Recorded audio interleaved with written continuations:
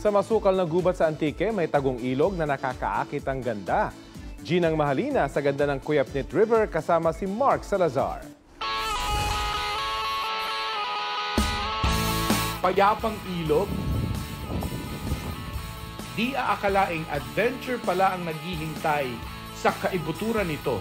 Masusubok ka sa trail, makikita ang pambihirang mga rock formation. Ang tagong Cuyapnit River sa bayan ng Pandan sa Antique. Tubig, bato, lupa, yung naghahalo, nagmi-mix yung trail.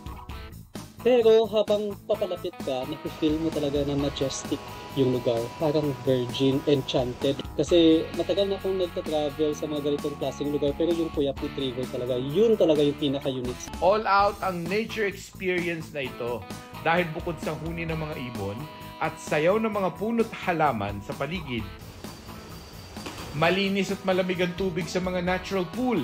Kahit abutin mo pa yung ilalim mo kasi ang lalim sir eh. Ang linaw ng tubig. Maraming pool. At ang ganda ng view sa bawat anggulo, talagang IG-worthy. Dapat talaga maging maingat.